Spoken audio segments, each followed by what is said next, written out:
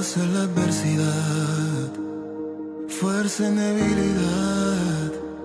El cielo es mi realidad, sangre por libertad, heridas por sanidad, gracia en la iniquidad, justicia por mi maldad.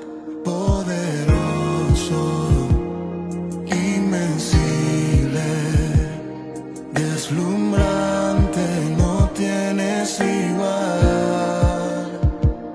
Bondadoso, generoso, desbordante, no tienes igual. De mi pecado no tienes memoria, cambiaste mi nombre, reescribes mi historia. En tus promesas seguro caminaré. Eres más de lo que soñé. Tú eres más.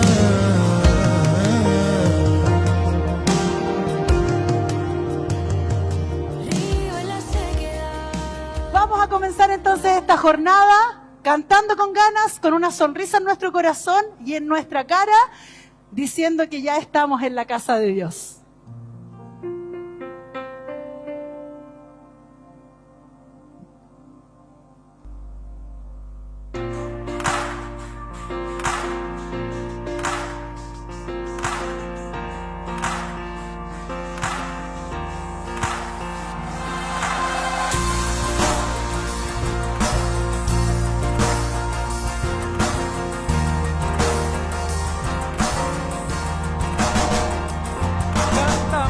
Al Dios que fue, cantamos al Dios que es, cantamos al Dios que por siempre será. Él libra de la prisión, Él abre el mar en dos, mi Dios tiene la victoria. Hay gozo en la casa de Dios, hay gozo en la casa del Señor. Y no callaremos, hoy te adoramos, hay gozo en la casa de Dios, aquí está nuestro Señor, y no callaremos, hoy te adoramos.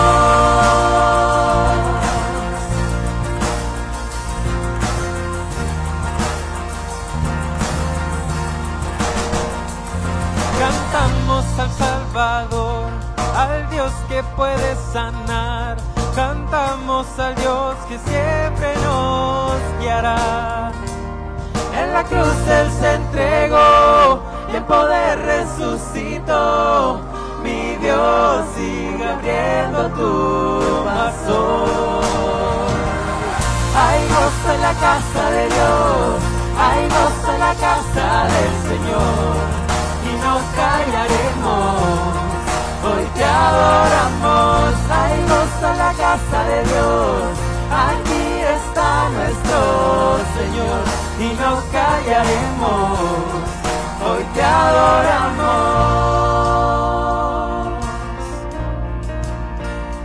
Fuimos mendigos, ahora hijos del Rey, fuimos esclavos, hoy libres en Él, nos ha aceptado, salvado por su gracia fiel, que su casa le cante a Él. Fuerte cántele al Señor. Ahora hijos del Rey, fuimos esclavos, hoy libres en Él, nos ha aceptado, salvado por su gracia fiel, que su casa le cante a Él. Hay gozo en la casa de Dios, hay gozo en la casa del Señor, y no callaremos, hoy te adoramos. Hay gozo en la casa de Dios, aquí está nuestro Señor y no callaremos. Hoy te adoramos, hay gozo en la casa de Dios, hay gozo en la casa del Señor y no callaremos. Hoy te adoramos, hay gozo en la casa de Dios, aquí está nuestro Señor y no callaremos. Hoy te adoramos, hoy te adoramos, hoy te adoramos, hoy te adoramos.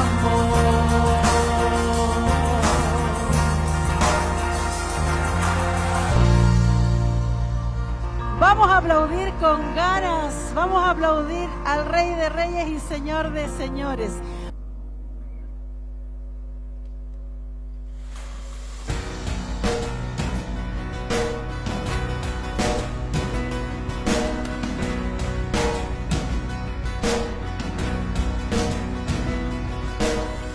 Cuando yo veo batallas, tú es la victoria.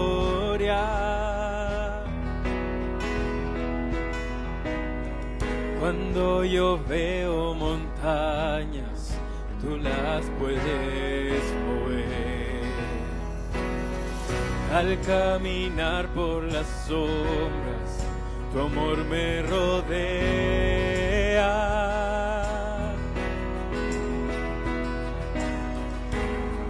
En ti estoy seguro, no hay nada que temer. Cuando pelee de rodillas lo haré, mis manos alzaré. Oh Dios, la batalla tuya es, todo temor lo rindo a tus pies y en las pruebas diré, oh Dios, la batalla tuya es.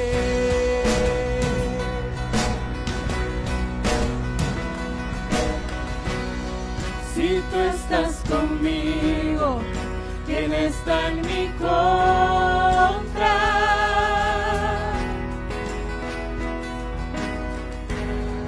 Jesús, no hay nada imposible para ti. Cuando yo veo cenizas, tú ves belleza.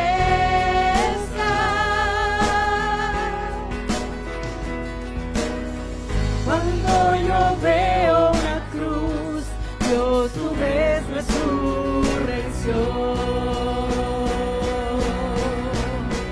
Cuando peleé de rodillas lo haré, mis manos alzaré.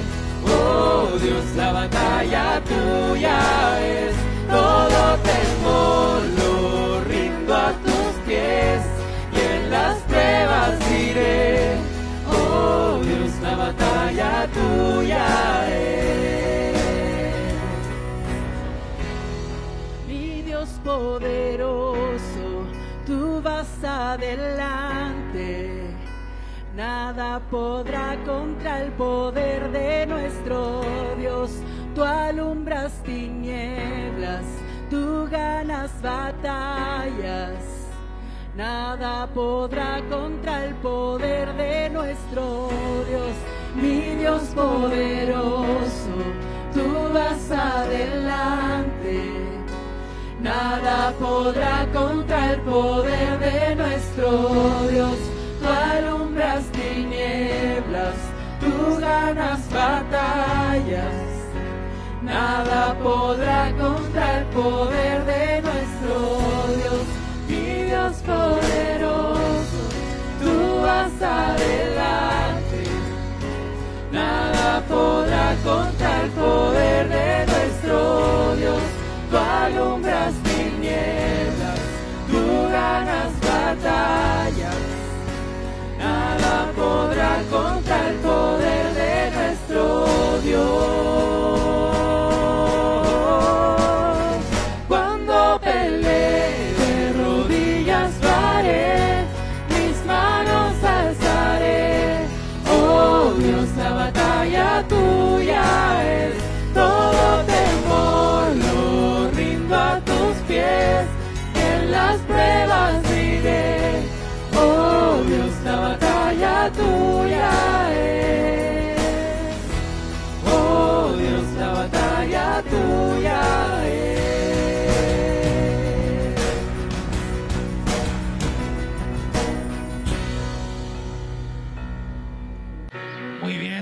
aplauso para ustedes, por favor. Voy a invitar a que tomen asiento.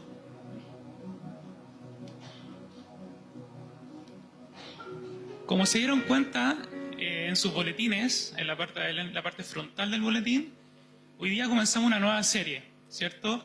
Que lleva por nombre Eclesia. Ya si es que no se dieron cuenta, y para que no se nos olvide, el equipo de artes visuales hizo una campaña, ¿cierto? Para que no olvidemos esta campaña, Eclesia. Sobre eso va a ser la serie durante 6 semanas. Durante 6 semanas vamos a estar viendo esta serie de Eclesia. Bien, una de las cosas que hacemos como iglesia, es adorar al Señor. Y si tú no estás visitando, si estás por primera vez o llevas poco tiempo en la iglesia, tú puedes decir, ¿qué es esto de adorar? No tengo muy claro. Bueno, en palabras simples, adorar es precisamente lo que vamos a cantar a continuación. Es cuando nosotros lo único que queremos es adorar, lo único que queremos es agradar a Dios, cuando lo único que anhelamos es anhelarlo, entonces que estamos adorando. Así que esa misma letra que vamos a cantar a continuación, les voy a invitar a que la cantemos como iglesia, a una sola voz a nuestro Señor.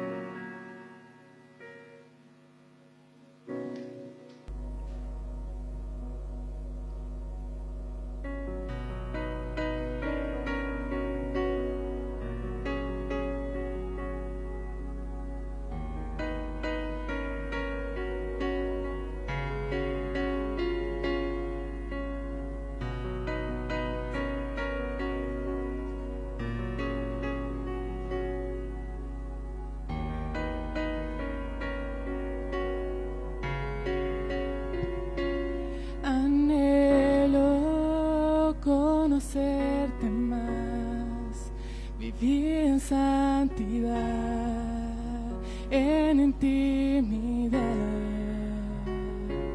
contigo siempre quiero estar, tu gloria contemplar, por la eternidad.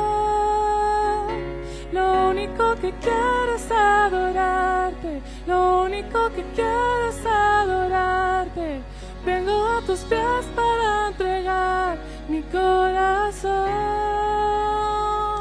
Lo único que quiero es agradarte, lo único que quiero es agradarte. Por siempre cantaré de tu amor, amor que me rescató, que me limpió, que me da vida eterna. Tu sangre abrió el camino, nunca se cerrará. Tengo libertad.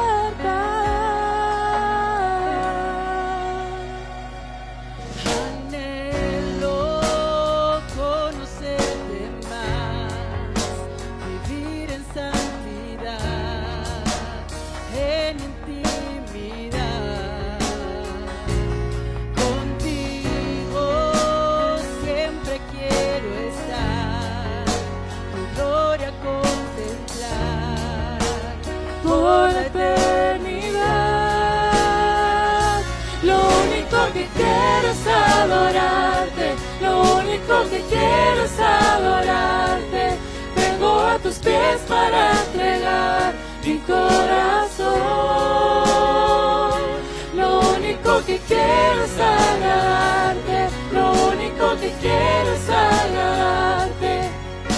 Por siempre cantaré de tu amor, amor que me rescató, que me limpió, que me da vida eterna. Tu sangre abrió el camino, nunca se cerrará. Tengo libertad.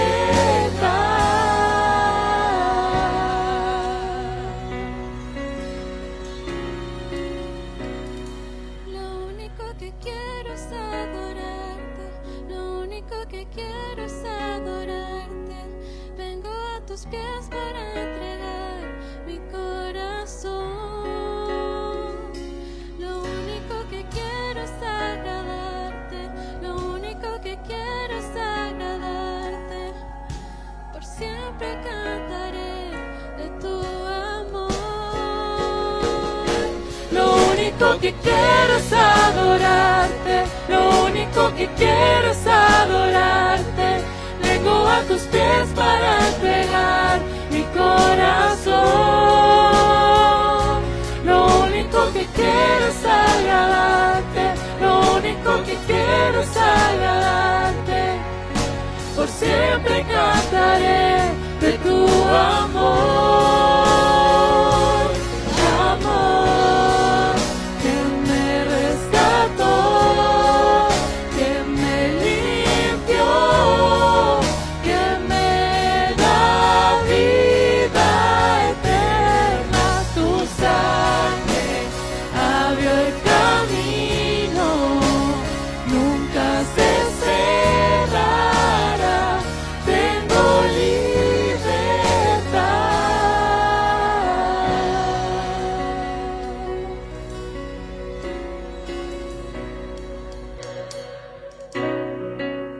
Lo único que queremos es adorar al Señor. Lo único que queremos es agradar con nuestra vida y nuestro testimonio, pero también queremos vivir en su presencia.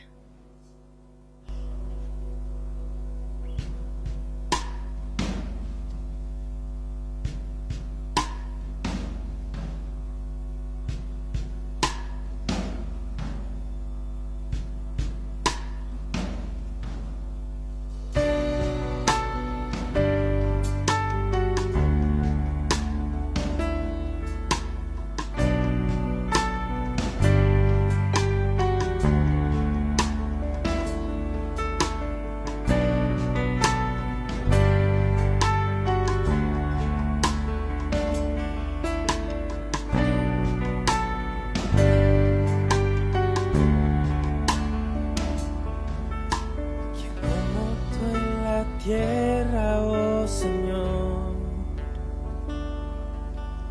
hermoso, inigualable es tu valor, y nada en este mundo saciará. Jesús, tu copa no se secará. Tu presencia es el cielo para mí.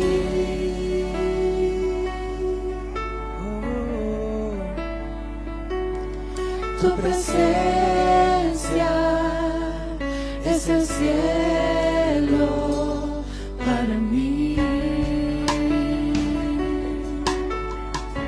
Tesoro de mi alma, Tesoro de mi alma y corazón, me das tu gracia aunque débil soy. De mis errores eres redentor, de mi futuro eres el guardador. Tu presencia es el cielo para mí.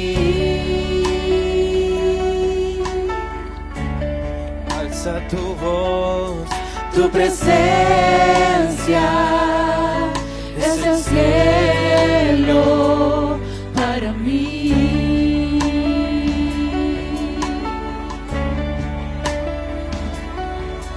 Tu presencia es el cielo para mí. hermosa es tu presencia. Hermosa es tu presencia. Tu presencia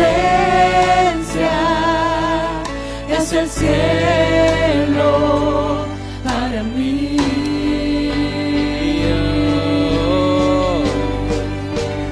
Lo cantamos. Oh Cristo, oh Cristo,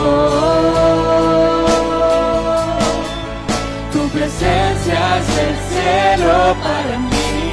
Oh Cristo, oh Cristo,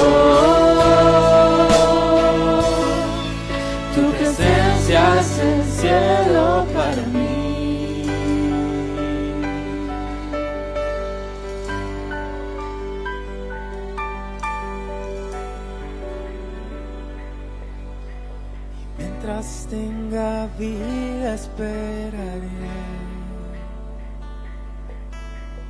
Cuando cara a cara te veré.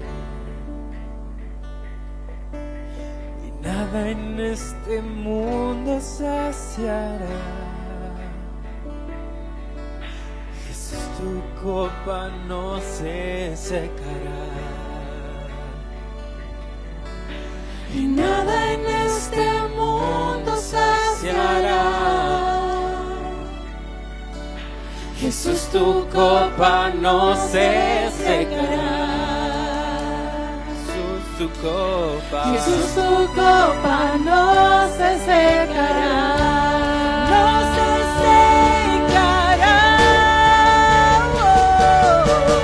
Tu presencia es el cielo para mí.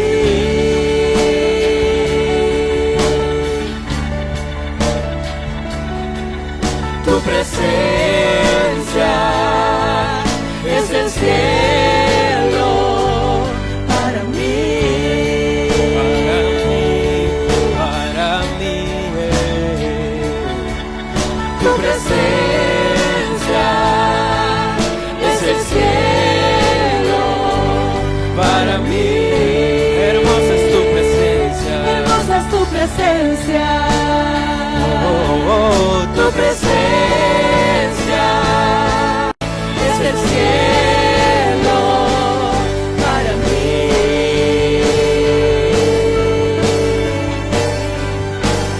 Oh, para mí.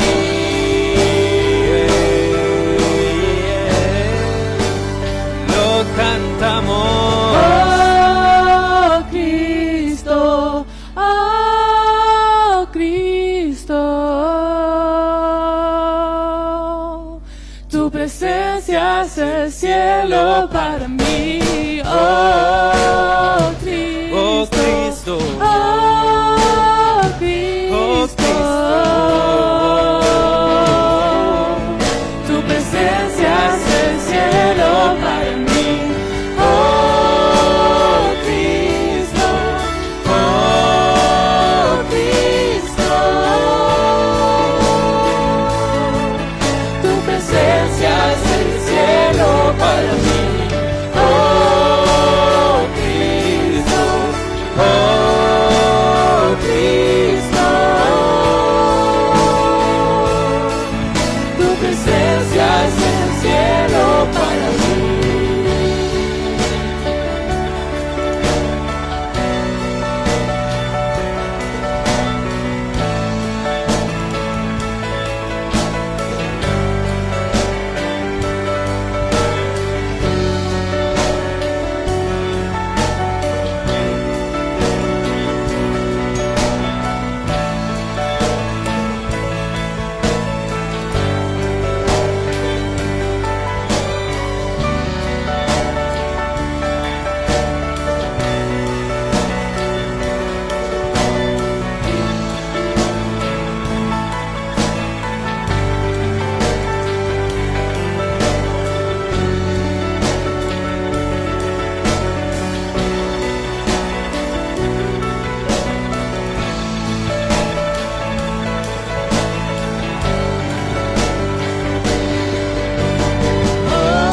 Oh Cristo, oh Cristo, tu presencia es el cielo para mí. Oh Cristo, oh Cristo, tu presencia es el cielo para mí. Tu presencia es el cielo. Tu presencia es el cielo para mí.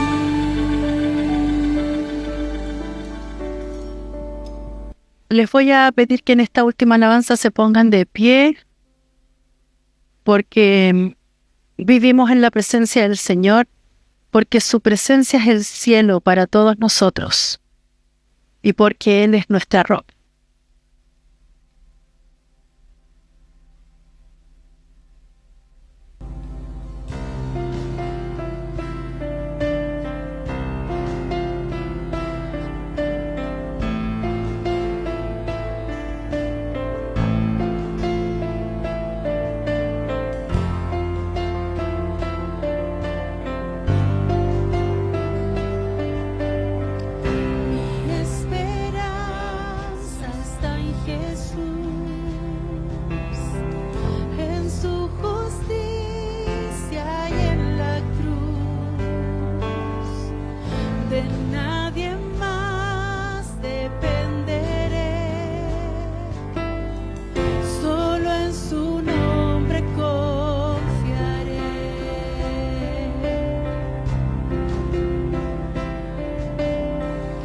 Mi esperanza está en Jesús,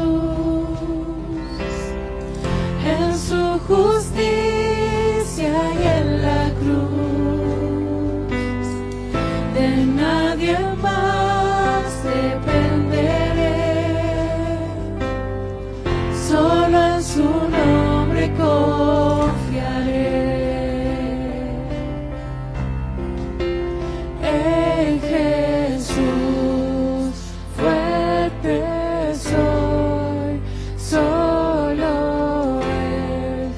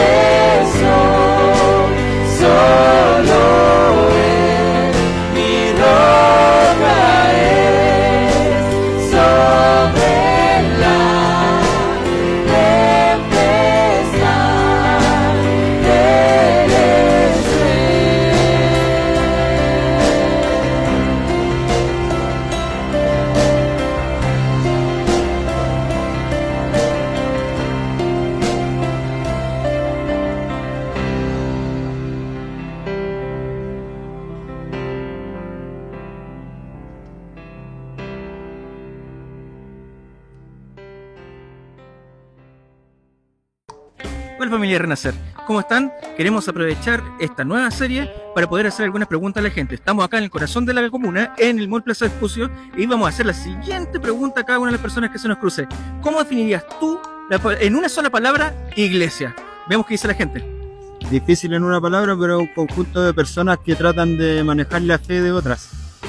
Un lugar especial para conectarte con Dios o con la creencia que más, porque hay gente que cree en la Virgen, hay gente que no, hay gente que cree en Dios y no en los santos. Entonces yo creo que es un lugar donde uno se conecta con ese ser que uno más cree, con el Creador. Templo de Dios. Dios. Palabra de Dios, pero a la vez mucha envidia, maldad dentro de la misma iglesia. Mira, la verdad que estudiando bien la palabra iglesias, la palabra iglesia significa más bien comunidad que iglesia en un lugar en sí en realidad. Yo sí creo en la religión, tengo religión también, soy testigo de Jehová, pero en realidad para mí más que una iglesia o como una religión es como un estilo de vida. Eso es lo que de verdad yo escucho. Como una secta. Sí, que no me gustan. Creo mucho en Dios, pero no creo en ninguna iglesia. ¿Cómo definiría iglesia? La definiría como un lugar donde la gente comparte, poder estar juntos, como familia, problemas suyos personales, y que también quieren estar de acuerdo a hacer la voluntad de Dios o intentar cambiar sus vidas, que ya han hecho cosas y todos como seres humanos queremos seguir mejorando. Así que lo haría como un progreso de mejoramiento personal y espiritual para servir a Dios, que nos ha creado. Así que sería eso.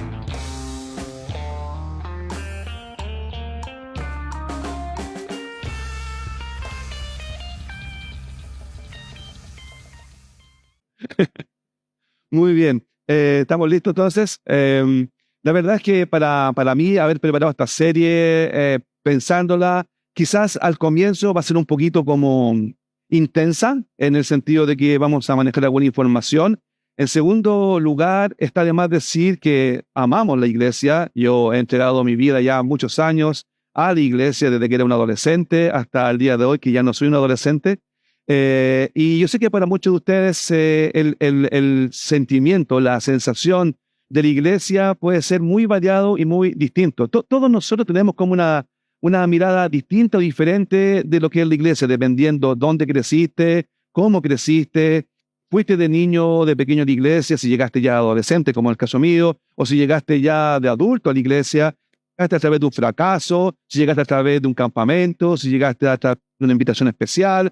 Todos nosotros nos conectamos con el concepto de iglesia de forma distinta. Si tú eres visita y es primera vez que estás en la iglesia, tienes una percepción, tienes una visión, y tenemos como una especie de liturgia, y cada iglesia tiene una liturgia. Yo amo la iglesia, amo esta iglesia, amo las iglesias que se juntan cada fin de semana a adorar, como dijo David, pero en un sentido como de conexión espiritual, unos con otros, todos juntos con Dios.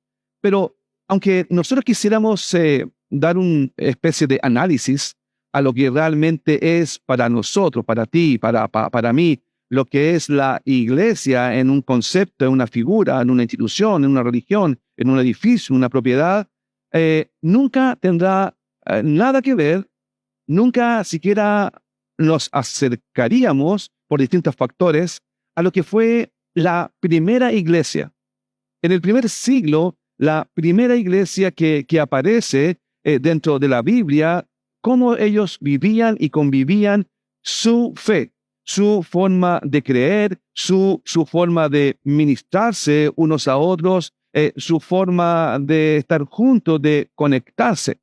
Ellos no tenían, ni siquiera se acercaban, o nosotros no nos acercamos a ellos en absolutamente nada. La iglesia moderna, esta iglesia o cualquier otra iglesia, no nos acercamos en nada, pero fue a esa iglesia, a esa primera iglesia en Jerusalén, que Jesús dejó una misión, dejó una comisión y dejó un mandato. Y esa comisión o esa gran comisión y ese gran mandato es lo que debiese construir cualquier iglesia en el mundo hoy día. En la iglesia, en aquella época, en el primer siglo, no tenían edificio, es decir, no tenían algo como lo que tenemos nosotros, no tenían un lugar donde ir a congregarse como un edificio, tampoco tenían escrituras, no tenían la Biblia. No nos parecemos en nada a ellos porque ellos no tenían nada. La mayoría de la gente no sabía leer, no tenían acceso a una Biblia, a las Escrituras, todas estaban en rollos, por lo menos el Antiguo Testamento en esa época, dentro de la sinagoga, era inaccesible ese lugar, no podían tomarlas, no tenían una forma de teología, no poseían una teología sistemática, no poseían una doctrina en particular, no había liderazgo, no había pastores ni diáconos, no había el ministerio como mundo pequeño, jóvenes, juveniles, mujeres, hombres, no existía nada de eso. No tenían edificio, no tenían escrituras, tampoco tenían escenarios. Su forma de congregarse o de juntarse en el primer siglo obedecía solamente a juntarse donde pudieran. Y a veces lo hacían en lo profundo del bosque, a veces lo hacían en el patio de algún lugar, a veces en un edificio público que podían arrendar mientras pudieran y no fueran descubiertos. Es decir, en el primer siglo ellos tenían como una ventaja y una desventaja. Es decir, la ventaja que tenían es que ellos nunca se aburrían, nunca tenían tiempo para aburrirse, porque la verdad es que la ventaja que tenían era que siempre había que hacer algo. En el primer siglo la ventaja era esa, y la desventaja era que si te congregabas o si ibas a la iglesia, te podían asesinar. Entonces, tenían una ventaja y una desventaja. No se aburrían y tenían miedo a morir. Espero que en la iglesia moderna ustedes no tienen ese problema. Pueden aburrirse, pero no creo que tengan miedo a que alguien los mate por venir a la iglesia. Estaban situados, conectados unos con otros y cantaban si sabían algo para cantar. Alguien sabía un salmo de memoria, probablemente lo citaba. Compartían peticiones de oración, se juntaban, comían algo seguramente y luego volvían a sus quehaceres. Ahora, la iglesia, como no tenía edificio, no tenía escrituras y no tenía escenarios, era algo muy difícil para entender a nosotros hoy día. Porque ellos, en el momento que se juntaban, escogieron el primer día de la semana, que fue el día en que Cristo resucitó. Ahora, en el calendario del primer siglo, el primer día de la semana no es el lunes, como nuestro calendario, sino que el primer día de la semana bíblicamente es el domingo. Por lo tanto, ellos se juntaban el primer día de la semana, porque el séptimo día lo guardaban los judíos, que es el Sabbat. Así que ellos se juntaban el primer día de la semana, que es el domingo, pero en el concepto de la antigüedad, en el concepto del primer siglo, no existía tal cosa como el fin de. Ellos no tenían un fin de semana. No, su calendario giraba muy rápido, así que el domingo para ellos vendría siendo como para nosotros el lunes. Así que, como el lunes para nosotros es un día laboral, de colegio, universidad, responsabilidades, para ellos era así el primer día de la semana, el domingo. Por lo tanto, se juntaban muy temprano en la mañana, antes del colegio, antes de la universidad, antes de irse al trabajo, antes de los quehaceres del hogar. Se juntaban en un lugar y luego que desayunaban, quizás, se repartían a sus distintas actividades en ese primer día de la semana. Pero para ellos, para este grupo de creyentes, para este grupo de personas que no tenían teología, no tenían doctrina, no tenían edificios, no tenían escrituras, no tenían un escenario donde cantar o donde predicar, no tenían nada de eso, para ellos los movilizaba algo más importante, porque en la misión, en el mensaje que Jesús entregó, porque muchos de los primeros creyentes en esta primera iglesia fueron personas que fueron como testigos oculares del ministerio de Jesús. Muchos de ellos fueron instruidos por Jesús en sus enseñanzas a sus pies. Muchos de ellos probablemente conocían personalmente a Jesús en aquella primera iglesia. Por lo tanto, podemos decir que esa primera iglesia no era una religión, no era una iglesia, no tenían teología, no tenían doctrina, ni siquiera tenían Biblia como para estructurar un decálogo de creencias. No tenían el Nuevo Testamento, aún se estaba recién armando. No tenían nada de eso. Así que siempre el cristianismo, en el mensaje, en la sensación, en la idea de Jesús a este grupo inicial fue que el cristianismo era un movimiento. Era algo dinámico. Era una ola nueva, fresca, en donde Jesús empezó a mostrar a Dios de otra forma. Así que tenían como una declaración de propósito en sus corazones y en sus mentes, que era algo más o menos así, porque para ellos esto era lo que los movilizaba. que Jesús de Nazaret fue el Hijo de Dios, enviado por Dios para mostrar a Dios y reconciliar al mundo con Dios. Eso era lo que agilizaba su movimiento en esta primera iglesia, en este primer siglo. Así que estaban contentos porque Jesús desmitificó muchos conceptos que la gente tenía en aquel tiempo acerca de Dios. Un Dios misterioso, un Dios lejano, un Dios iracundo, un Dios desconectado, un Dios difícil de agradar, una serie de reglamentos y mandamientos y mandatos para cumplir. Jesús cambió todo eso porque entendieron que Él fue el Hijo de Dios, que fue enviado por Dios para sencillamente ilustrar, exponer, explicar, mostrar a Dios y sacarlo de esa ola de misterio y reconciliar a ese mundo oyente, a esos primeros creyentes, reconciliar al mundo, eventualmente a todo el mundo, con Dios. Ellos presenciaron probablemente en un gran porcentaje su resurrección. Por lo tanto, lo que los movía a ellos era una sensación, un sentimiento, gracias, un sentimiento, una idea, un concepto de un evento. Fue un evento. El evento de la resurrección de Jesús fue lo que los movilizó a convertirlos de incrédulos en creyentes. Y desarrollaron algo que llamamos hoy día una expresión de fe. Una expresión de fe. Es decir, eran simples, eran sencillos, eran personas consagradas, eran personas conciliadoras, entregadas, con expresiones de fe.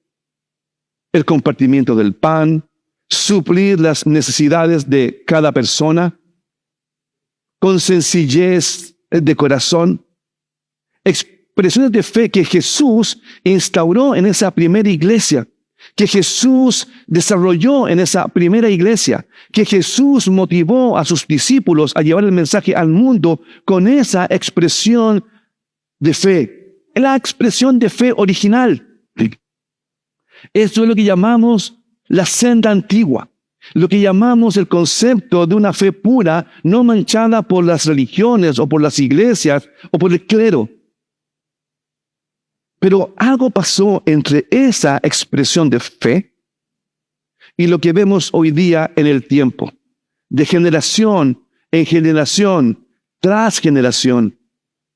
La iglesia fue, como diríamos, virando, girando, torciéndose, saliéndose del camino original, del concepto original, de esa expresión de fe que Jesús dejó a sus discípulos.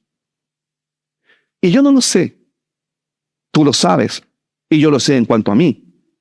Pero cuando escuchamos entrevistas en la calle a estas personas que nuestro reportero estrella fue a in situ, él nos mostró el video cuando los guardias del mall lo están persiguiendo por estar grabando en un lugar prohibido. Y eso no es chiste. Aquí voy arrancando del mall Plaza Vespucio, me vienen persiguiendo los guardias, algo así estaba, lo pudo haber colocado David en el video. Cuando escuchamos a personas, yo no encuentro que estén erradas en sus conceptos, claramente. Porque de cierta forma o de cierta manera, la iglesia empezó en una curva muy leve, casi imperceptible, hasta alejarse de esa expresión de fe. Y la iglesia, a través del tiempo, al abandonar, al desviarse, al virar de la expresión de fe original que Jesús dejó a sus primeros seguidores, es que la gente, cuando habla de la iglesia, la gente se lastima. Cuando la iglesia vira, cuando la iglesia sale del eje central de la expresión de fe original que Jesús dejó a sus discípulos, la gente sale dañada. Las personas que componen la iglesia dañan o son dañados.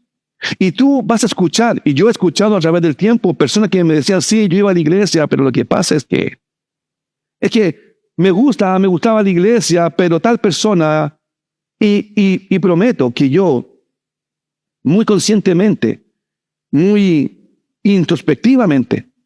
Cada cierto tiempo entran con un pensamiento, una idea de pedirle al Señor que nunca coloque en mi actuar o en mi voz o en mi decir algo que, aunque sea obviamente sin querer, pueda lastimar a alguien. Y me dolería tremendamente saber que yo, por lo que dije o por lo que hice, en la posición que Dios me colocó como pastor de esta congregación, que yo pudiese herir o lastimar a alguien. O peor aún, que la iglesia, nosotros, con nuestra actitud, pudiésemos lastimar a alguien. Y hay personas que han salido heridas o lastimadas de una iglesia, porque probablemente no es iglesia, sino que la iglesia o las iglesias en el tiempo de la senda correcta fueron virando y agregando cosas que Jesús nunca dijo, que Jesús nunca hizo. La gente esperaría, pienso yo, que nos mira desde afuera hacia adentro, que la iglesia y aquellos que dicen ser creyentes cristianos que van a la iglesia, la gente esperaría al mirar de afuera que debiésemos actuar en consecuencia de quien fundó la iglesia, que es Jesús. Amar como Él amó, enfocarnos como Él se enfocó, dirigirnos a la gente como Él se dirigió, ser mansos como Él lo fue, ser correctos en nuestra comunicación como Él lo fue, que realmente si somos pequeños cristos o cristianos, la idea es que deberíamos ser más parecidos a Él que parecidos a nosotros. Y yo he llegado a esta conclusión. Cuando la iglesia, esta o cualquiera, pierde su camino, la iglesia pierde influencia. Cuando cualquier iglesia se desvía y pierde la senda, pierde su camino, pierde su ruta, al mismo tiempo también esa iglesia pierde cualquier tipo de influencia sobre las personas. Pero en el tiempo, casi en cada generación, personas han dicho no. Como que esto no está muy bien. Como que en cada generación se han levantado grupos o personas o caudillos diciendo, estamos alejándonos realmente de lo que Jesús tuvo en su plan original con esa primera iglesia en Jerusalén. Y hoy día nosotros, 2000 años después, estamos haciendo algo totalmente inconsecuente o desconectado fuera de lo que es la iglesia o lo que Jesús quiso hacer en su iglesia. Y a veces se le llama a este grupo como reformadores. Seguramente si has estudiado en un seminario bíblico o has leído algo, sabes que los reformadores fueron personas que quisieron reformar o darle una nueva forma a la iglesia. Otros llaman a este grupo como remanentes, es decir, pequeños grupos de creyentes que se mantuvieron lo más cerca posible en la recta y no se desviaron tanto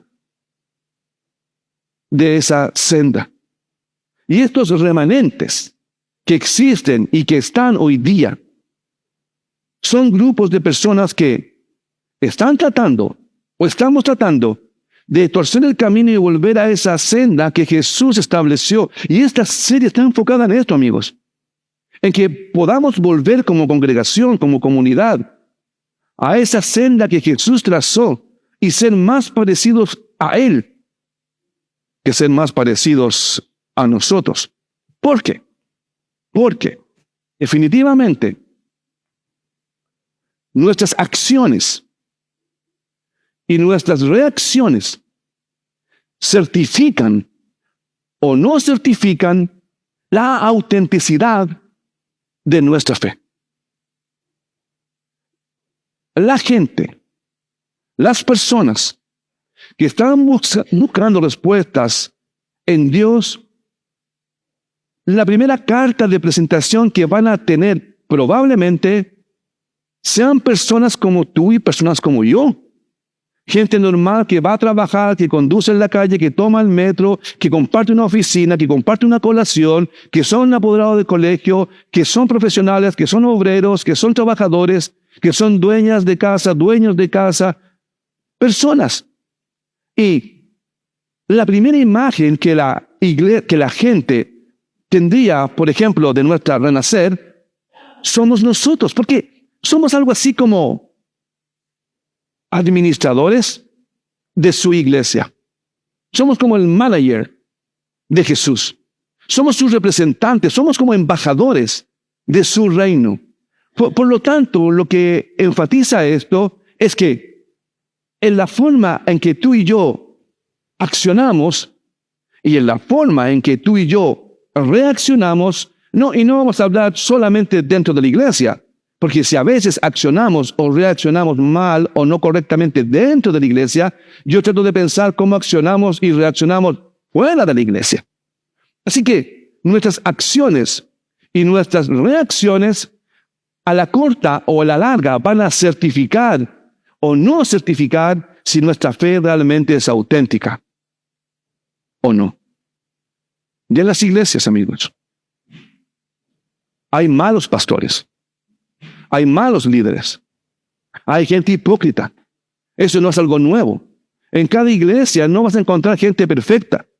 Por lo tanto, nuestro testimonio público hacia afuera no tiene que ver con la música, con el mensaje, con la escenografía o con los ministerios. Tiene que ver si nuestra fe o nuestra acción y reacción hacia afuera realmente certifican mi fe o no la certifican. Hay como un documento, una certificación. Esta empresa está certificada por esto. Esta persona está certificada por esto para este ascenso. Este colegio está certificado. Esta universidad está certificada. Es un proceso de prueba para certificar, y nuestra fe es probada en nuestras acciones y en nuestras reacciones para ver si certificamos como cristianos o no. Ahora, vamos a decir la palabra acerca de la palabra. Porque hay una palabra. Hay una palabra y hay un pensamiento acerca de la palabra. Y es algo interesante que, estudiándolo, yo sé que a ti también te va a interesar. Una palabra acerca de la palabra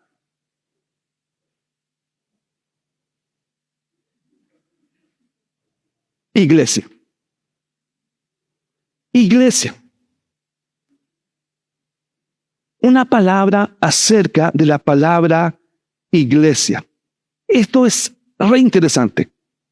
Porque la palabra iglesia, como la entendemos hoy día en la mayoría de nuestras en español, no es la palabra más precisa de lo que realmente significa iglesia. De alguna forma o manera, en algún punto de la historia, se empezaron a traducir las Biblias a los idiomas de los distintos países. Y por ejemplo, en el caso de la Biblia de inglés, que denomina iglesia como church, tiene una raíz distinta desde el alemán y el escocés hasta llegar a la palabra church, pero distinto es en la palabra iglesia en el concepto hispano. El español se acerca un poco más a la palabra original de eclesia, como iglesia, tienen una fonética muy, muy similar, pero la verdad es que iglesia no es la traducción, aunque suena fonéticamente correcta, etimológicamente no es la palabra más apropiada para eclesía. Podemos decir que la palabra griega, ¿por qué? El idioma original de la Biblia, del Antiguo Testamento, fue en hebreo. Y algunas porciones fueron escritas probablemente en arameo. Pero gran parte de la Biblia fue escrita en hebreo, del Antiguo Testamento en hebreo. Del Nuevo Testamento, no el Antiguo, el Nuevo Testamento fue escrito íntegramente en todos sus libros en griego. Probablemente fue el griego koiné, que era el griego que se hablaba, que no es el griego que los griegos hablan hoy día en Grecia. Es un griego mucho más antiguo. Pero la palabra eclesía es la palabra que se coloca, pero se traduce de mejor forma, de mejor manera, como asamblea. La palabra iglesia no es una palabra espiritual. La palabra iglesia no es una palabra en un trasfondo religioso. La palabra iglesia, si volvemos atrás, la palabra iglesia es una palabra que solamente significa asamblea o reunión. Así que en la antigua Grecia, cuando hablaban de eclesía, estaban hablando de una eclesía de apoderados, una eclesía de junta de vecinos, una eclesía del equipo de fútbol, una eclesía de lo que sea. Solamente convocaba y evocaba una reunión. No era una palabra bíblica, eclesía. Era una palabra común y corriente que se empleaba para demostrar una reunión, es decir, un montón de gente o un grupo de gente que se juntaba a un propósito en común. Así que, asamblea. Ahora, pocas veces, y no sé por qué, pero pocas veces en la Biblia se usa la palabra correcta de eclesía. Son pocos los versículos en que los traductores originales, de los originales a los textos en nuestro idioma, el español, escogieron o eligieron asamblea o iglesia. Pero hay partes donde se ocupa correctamente la traducción original de eclesía. Una de esas es Hechos 19:32. El contexto de esto es el apóstol Pablo, que empezó a hacer viajes misioneros durante los primeros años de la iglesia, el año 50 en adelante. Pablo, de convertirse de un judío a fariseo, a un creyente fervoroso, empezó a realizar viajes misioneros.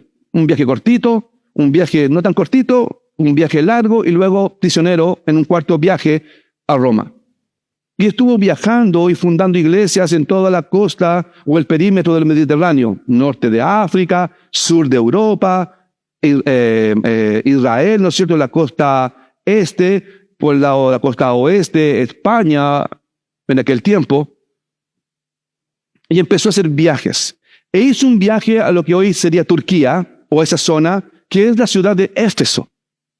Y él va a la ciudad de Éfeso, predica un mensaje, la gente lo escucha, él está hablando acerca de Jesucristo, de que se levantó de los muertos, de que resucitó, que quiere cambiar nuestras vidas, sacarnos de nuestra oscura manera de vivir. Mucha gente se acercó y estaban todos contentos y felices tomando decisiones, pero hubo un pequeño grupo de personas que no les gustó en absoluto ese mensaje, que era un sindicato, el Sindicato Unido de Orfebres de Éfeso. No sé si se llamaba así, pero me imagino. Y esta agrupación de orfebres arma una revuelta, porque el negocio que tenía este grupo de plateros y orfebres que trabajaban en artesanías de plata, confeccionaban pequeñas estatuillas de los ídolos paganos de los efesios. Y dijeron, oye, este tipo nos está robando la clientela. Si realmente la gente se convierte en cristianismo, nuestra empresa, nuestra pyme quebró, realmente no tenemos poder de recuperación, vamos a hacernos la quiebra, y arman una especie de meeting, una reunión, ¿no es cierto?, para tomar decisiones, y están todos enojados y alborotados para poder sacar a Pablo, echarlo fuera de la ciudad con su mensaje y todo eso. Y están hablando que dice Hechos 19:32, que es un libro de transición entre los evangelios y las iglesias y las cartas de Pablo, está diciendo que había confusión en la eclesía. Pero aquí Lucas, que es quien escribió el Evangelio de Lucas y el libro de Hechos, Lucas coloca la palabra precisa, que es asamblea. Volvamos al versículo. ¿Podemos volver atrás? Ok, quédate ahí, Mario, no te compliques. Asamblea. Y en esa asamblea hay discusiones, hay peleas, hay alboroto, porque no saben cómo definir o cómo corregir esta situación de que Pablo está predicando acerca de algo que está alborotando al pueblo. Así que el punto siguiente es que Lucas coloca la palabra apropiada, que es la palabra asamblea. Ahora, en el tiempo en tiempo, fue ocupando otras palabras, la palabra eclesía, como es el caso de Kuriakos, que Kuriakos significaba casa de Dios. Esta raíz de Kuriakos se desprende del germano y llega al inglés de church, que es como que su raíz.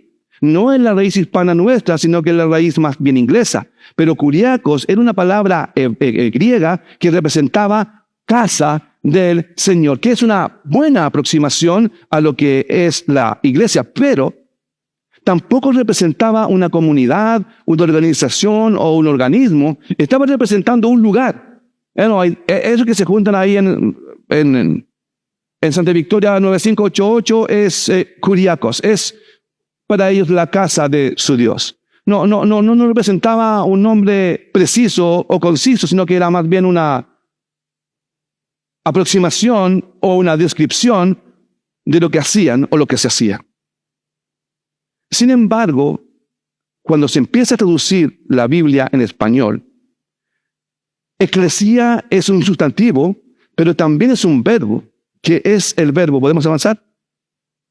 Que es el verbo ekaleo, que se acerca a eclesía. Así que ekaleo, de donde viene eclesía posteriormente, solamente significa llamar. Es decir, la gente es llamada. Tú y yo fuimos llamados. Fuimos llamados por Dios a un lugar. Y así que eclesía se desprende del concepto de ekaleo, del verbo griego ekaleo, que es llamar. Y más precisamente llamar fuera. Es como sacarte del lugar y llamarte afuera, como... ¿Se acuerdan cuando eran niños y tus amigos iban a la casa a buscarte? A los más chicos, hasta a los que somos más viejos. Tía, ¿está Claudio? Y yo, sí. Y soy ustedes. Es esa figura, llamar fuera, escaleo. Ahora, hubo un hombre, un reformador de origen hispano, de una congregación católica, que entendió y comprendió la importancia de llevar la Biblia al lenguaje original o originario de las personas. Hasta ese momento hubo algunas traducciones. ¿Por qué? En el siglo I Jesús instauró la iglesia, pero en el siglo IV, para ser más preciso, en el año 380 aproximadamente, Roma legaliza el cristianismo. Y los cristianos ya no tienen que esconderse ni en bosques, ni en casas, ni en lugares, sino que ya pueden expresar su fe en forma abierta y libre, porque Roma levantó las restricciones para poder adorar en libertad. Así que la religión cristiana se transformó como en la religión-estado del Imperio Romano y podían juntarse en esa casa de Dios.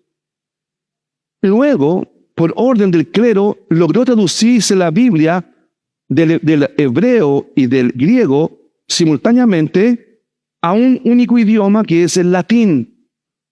Esa Biblia, esa versión de la Biblia del latín pasó a llamarse Vulgata, porque era para el vulgo, para el pueblo, no de los idiomas originales como el hebreo y el griego, pasó a un idioma más corriente, más común, pero no toda la gente sabía hablar latín o entendía el latín. Los romanos sí entendían el latín porque era su lengua original, que tampoco es el italiano de ahora, es una lengua muerta también. Y forman la Vulgata.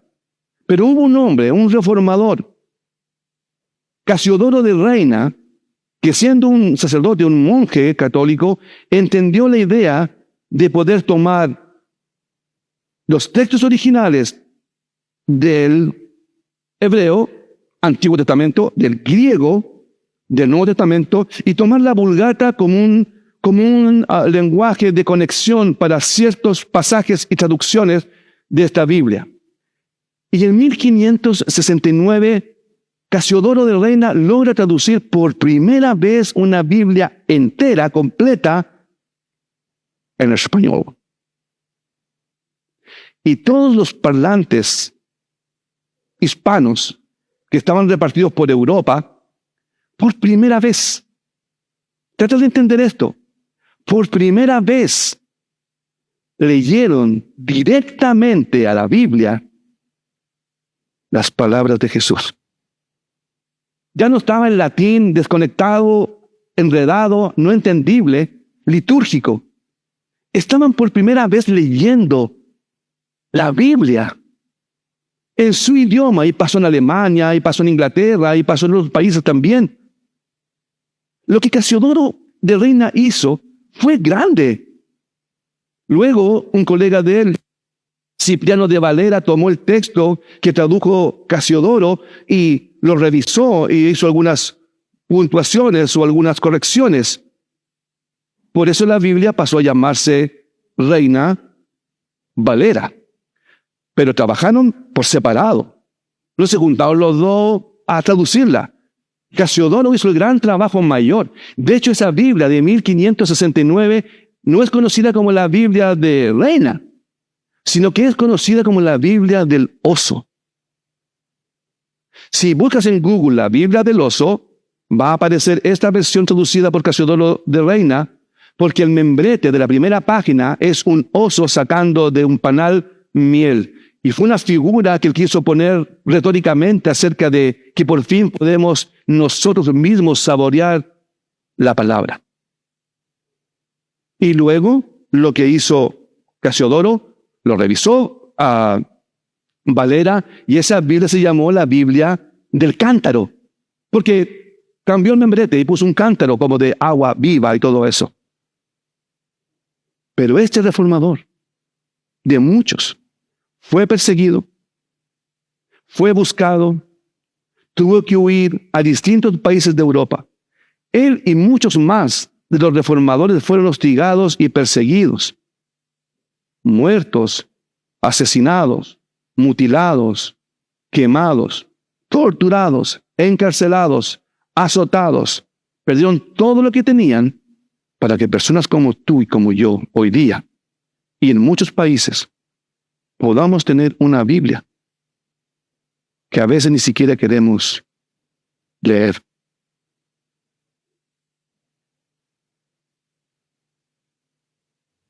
Y el clero y la gente religiosa que persiguió a los reformadores y a los remanentes lo hacían todo en nombre de Dios. Y tú puedes buscar cualquier versículo en la Biblia y tomarlo y torcerlo para acomodarlo a un pensamiento o una idea muy individualista. Pero mucha gente murió por traernos a nosotros hoy día su palabra. Un día Jesús estaba con sus discípulos y les planteé una pregunta interesante, porque esto es una base fundamental y probablemente si tienes algo de conocimiento quizás entiendes esto. Pero en Mateo 15, del versículo 15 en adelante, Jesús plantea una pregunta a sus discípulos y los lleva a un punto. Y les pregunta así como, oye chiquillo, ¿qué dice la gente de mí? Bueno, Reina Valera lo pone un poco más formal y dice, Él les dijo, Jesús, ¿y vosotros? Le pregunta a sus discípulos, ¿quién decís que soy yo? Jesús pregunta a sus discípulos. Y adivinen quién responde. Pedro. Respondiendo Simón, Pedro dijo, saltando el grupo porque le encantaba figurar, dice, tú eres el Cristo. Tú eres el Cristo, el Hijo del Dios viviente. Tú eres el Mesías, tú eres el Rey que viene a instaurar su reino. Tú eres el Hijo perfecto de Dios, el Cristo, el Mesías anhelado y esperado por nosotros. Eres un Rey y nosotros somos tus súbditos. Eres un Rey que viene a instaurar su reino. Gran respuesta. En el versículo 17, entonces le respondió Jesús, bienaventurado, feliz, correcto, contento eres, Simón, hijo de Jonás, porque no te lo reveló carne ni sangre. Es decir, mira Pedro, tú eres inteligente, pero no tanto. Así que no digamos que esto se te ocurrió a ti. Te quiero, eres mi amigo y todo eso, pero eres inteligente, pero no tanto. Me dijiste esto no porque te lo reveló tu mente y tu cuerpo, sino mi Padre, dice Jesús, que está no aquí, sino que está en los cielos. Y aquí está la frase palo bronce. Y yo también te digo, Pedro, que tú eres Pedro. Ahora, Jesús aquí se manda un trabalenguas en el griego. Porque Pedro, el apodo que Jesús le puso a Pedro, porque su nombre es Simón, y Jesús le puso Pedro, Pedro significa piedra. Pero ni siquiera una piedra, como una piedrita. Ni siquiera como una piedrita, como una gravilla. Una piedra chiquitita, según le ponía la onda cuando el niño, esa piedra. Y le dice, tú eres una piedrita, eres una piedra. Y sobre, Jesús dice, esta roca, que es la palabra Petra, Petros, Petra, se parecen pero no son iguales. Tú eres Petros, eres una piedrecita, pero mi eclesía estará edificada sobre esta roca, Petra, Cristo. La iglesia no se estructura sobre la piedra que es Pedro, sino sobre la roca, sobre Petra, que es Cristo. Y agrega, y las puertas del Hades, que es una palabra griega para muerte. Es decir, ni siquiera la muerte va a poder derrotar a mi eclesía. Aún más, ni siquiera, dice Jesús, ni siquiera de mi muerte va a derrotar a la eclesía, a la comunidad, a la asamblea, que no es una religión, sino que es un movimiento. Eclesía es una palabra dinámica. Dinámica. Implica movimiento. Y nada, ni aun la muerte, ni aun mi muerte, dice Jesús, va a prevalecer contra mi eclesía, mi plan original. Unos años después, el apóstol Pablo está escribiendo a sus amigos de Corinto. Ya había viajado antes y está respondiendo en esta primera carta a los corintios preguntas que ellos le mandaron vía carta a él, y Pablo lee la carta que le manda a los corintios y luego manda su primera carta a la ciudad de Corinto, a sus hermanos corintios, el gentilicio de Corinto es los corintios, respondiendo preguntas que le plantearon. Y aquí está. Dice así, versículos 19 y 20 del capítulo 6 de la primera carta de Pablo a los corintios. Dice, ¿acaso no saben que su cuerpo es templo? Es decir, le está escribiendo a una comunidad que está saliendo del paganismo. Para ellos el templo era de Afrodita, de Zeus y de todos estos dioses donde adoraban en sus vidas anteriores a estos dioses paganos. O judíos que vivían en Corinto que veían el templo, el gran templo de Jerusalén como su templo, y Pablo dice, olvídense de eso. Ese templo de Juno, ese templo de Marte, de Zeus, de Afrodita, de Diana, va a desaparecer. El templo de Jerusalén va a desaparecer. Hay un templo que va a prevalecer y va a seguir. Y dice, su cuerpo es ese templo, que es un templo que contiene el Espíritu Santo de Dios que va a morar dentro de las personas que me reconozcan a mí como Señor y como Salvador. Y ese cuerpo pasará a ser morada de mi Espíritu Santo, quien está en ustedes y al que han recibido de parte de Dios.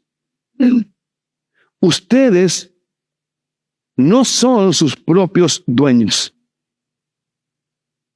Fueron comprados por un precio. Por tanto, por norma, por resultado, glorifiquen con su cuerpo a Dios. Eso, amigos, se llama vivir en santidad. El templo de Jerusalén, que era el concepto más arraigado que tenían los judíos creyentes ahora, era que el Espíritu Santo de Dios moraba desde los tiempos de Moisés en el tabernáculo, en el lugar santísimo, dentro del templo. Y el sacerdote tenía la posibilidad de ir una vez al año, desde Aarón en toda su generación de los levitas, y entrar una vez al año a expiar el pecado de toda la comunidad, de toda la nación, una vez al año. Pero el día que Jesús murió en la cruz, dice que ese velo que separaba el lugar donde Dios moraba y el lugar santo del Santísimo, ese velo de separación se rasgó, se partió de arriba hacia abajo. quitando esa separación, anulando el templo como lugar sagrado y transformando al creyente como tú y como yo en templo, que nuestro cuerpo es el templo de ese Espíritu Santo. Y cada vez que una persona como tú y como yo reconoce a Jesús como su Señor y como su Salvador, abre su mente, abre su corazón, permite que Jesús entre a su vida con su Espíritu, reconociéndolo como su único y suficiente Salvador, arrepintiéndose o arrepintiéndonos de nuestros pecados, dice que su Espíritu Santo, al igual que el Antiguo Testamento, baja y mora en tu cuerpo como un templo. Y si Cristo o su Espíritu Santo mora en nosotros, es que ya no somos dueños de nosotros, porque Jesús pagó por nosotros, le pertenecemos. Y, por tanto, nuestra actitud debe ser glorificarle a Él con nuestro cuerpo. ¿Qué implica lo que digo? ¿Qué implica lo que pienso? ¿Qué implica lo que escucho? ¿Qué implica lo que hago? Es que si no entendemos eso, si no comprendemos la lógica de eso,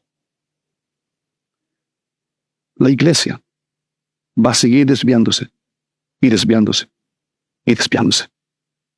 Y vamos a perder el plan original que Dios planteó y entregó a sus primeros seguidores. Porque la eclesía no es una religión, no es un lugar, no es un concepto, no es una agrupación. La eclesía es un movimiento. Es dinámica. Y la meta de esta serie y los siguientes 5 mensajes es que nosotros, como remanente, vamos a torcer ese camino y vamos a repavimentar la senda. Y vamos a transformarnos en una iglesia cristocéntrica para honrarlo a Él. Déjame concluir con esto. Quiero compartir contigo solamente 3 implicaciones de esto. La primera implicación tiene que ver, número 1, con que tú, yo, nosotros, somos parte de algo grande. Aún nuestra mente no nos logra convencer de que la eclesía, este movimiento, esto de juntarnos en un propósito común, es algo grande. Y no queremos detener este proceso. Pero recuerda, esa parte de algo grande está muy estrechamente vinculada a que nuestras acciones y nuestras reacciones van a certificar o a no certificar la autenticidad de nuestra fe. Por lo tanto, el compromiso a lo grande tiene que ver con un compromiso personal a lo grande también, que va a implicar no solamente reestructurar la iglesia como pensamiento y como idea central, sino que nuestras vidas, nuestras familias, nuestros matrimonios, nuestra paternidad, cómo vemos la vida como trabajadores, como esposos, como esposas, como hijos, como padres, como abuelos, como nietos, en el concepto de comunidad, de invitar a este caleo a llamar a las personas, a la eclesía, para que se suban a este movimiento. Y si quieres ser parte de algo grande, tienes que pensar también en algo grande. La segunda cosa es que tú eres un templo que camina y que habla. Hay personas a tu alrededor que nunca han pisado este lugar, que no conocen la iglesia, que no conocen nada, te conocen a ti. No me conocen a mí, no conocen la entrada, no saben de la dirección, nunca han venido, no saben nada de Renacer, no saben nada de nuestra eclesía, pero te conocen a ti. Eres su compañero de universidad, eres su compañero de curso, eres su colega del trabajo, eres su vecino, eres su pariente. Tú, yo, para esas personas que no están aquí adentro, que están afuera, tú, yo, nosotros, no aquí, afuera, tú, yo, nosotros, somos para ellos un templo que camina y que habla. Y nuestro caminar, es decir, hacia dónde van nuestros pasos Y las cosas que también que salen por nuestra boca o decimos, tienen un directo impacto sobre la vida de esa o esas personas.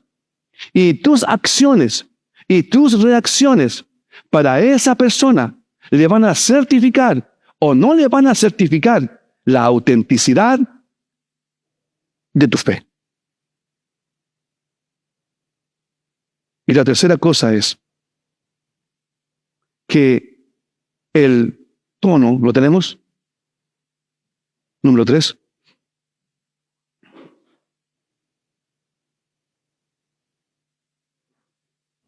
Tranquilo, vale.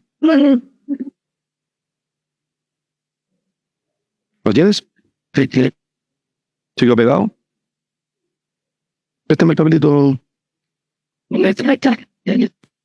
Ok. Y se nos quebró la tele, se dieron cuenta, ¿no?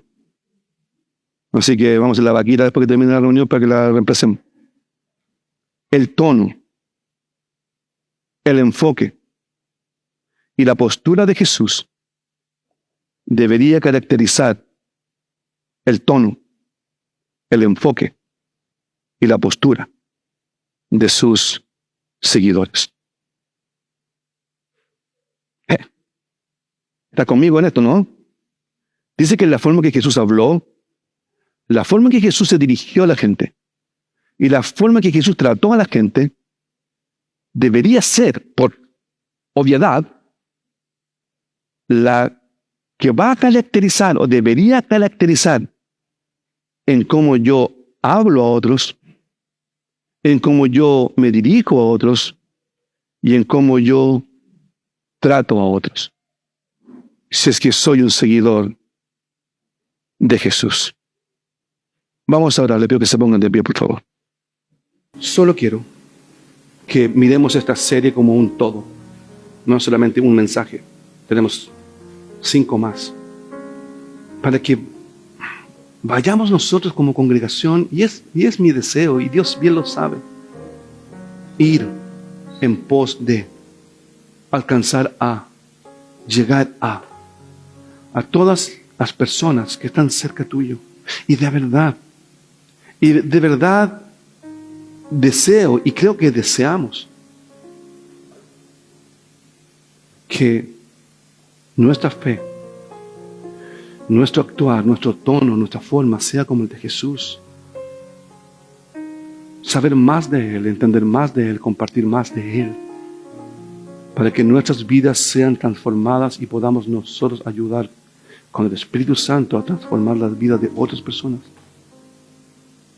Así que quiero invitarte a unirte. Si tú nos estás visitando hoy día por primera vez o estás viniendo tampoco, estás mirando y observando cómo funciona, cómo debería funcionar la iglesia, la eclesía. Es que ciertamente esta iglesia dejó de ser perfecta cuando nosotros entramos a ella. Conformada por personas imperfectas, pero que queremos alcanzar un nivel. Y yo estoy contento, de verdad. En parte porque lo están haciendo bien.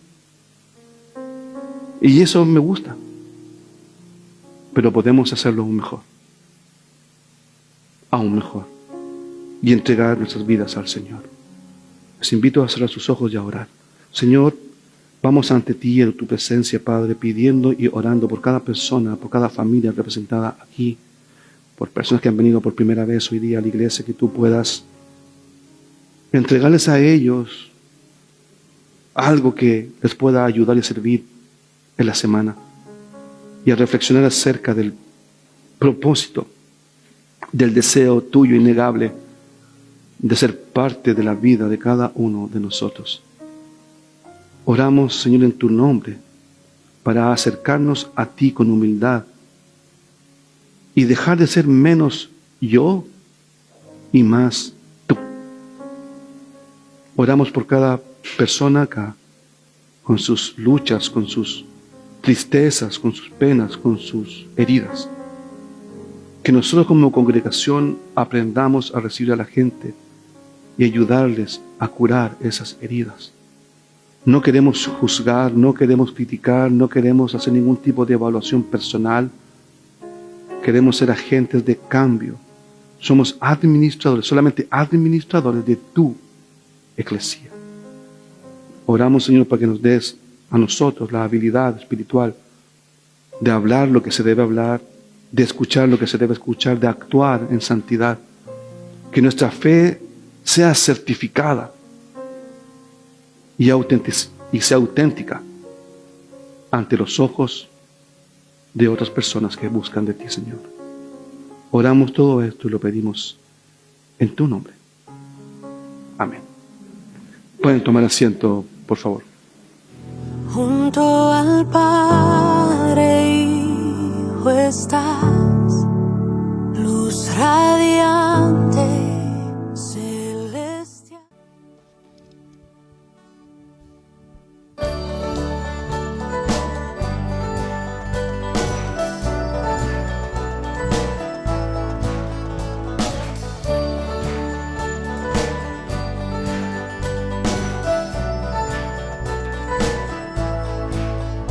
Las cadenas de la muerte me quitó, para mí ya no hay condenación, hay libertad,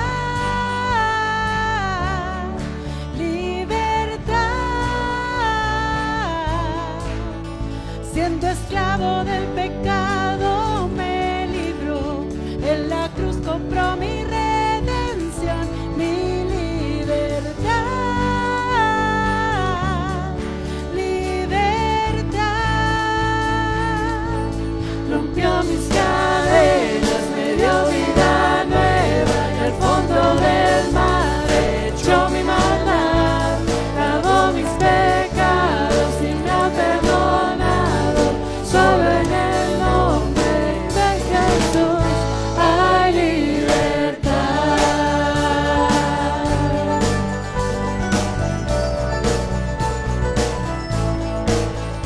Yo proclamo que la cruz por mí murió y cambió mi duro corazón por libertad, libertad.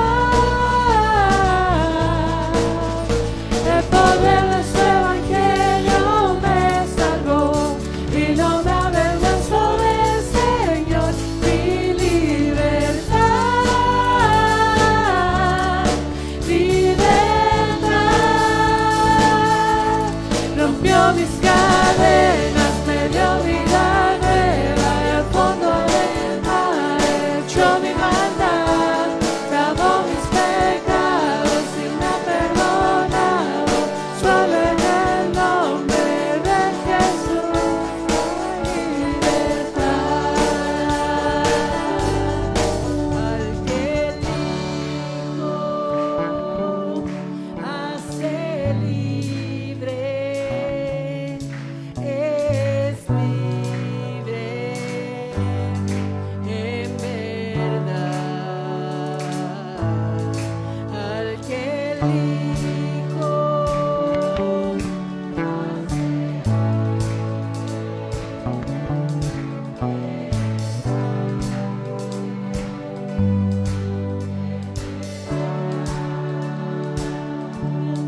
al que el Hijo hace libre, es libre en verdad.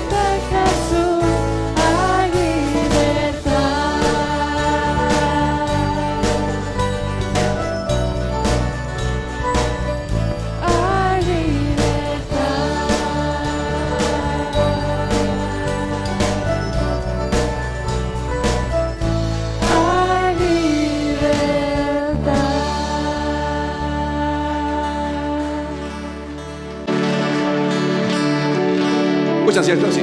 Nos vemos entonces el próximo domingo a las 11 y en Con Tiempo. Las ventas del kiosco, todas las ventas de este domingo en adelante son pro fondo campamento de Semana Santa. El próximo domingo tenemos más información de ese retiro anual que hacemos como iglesia. Nos vemos el próximo domingo, que estén bien. Chao. Junto al Padre Hijo estás, luz radiante, celestial, vienes a Cristo a revelar, déjanos ver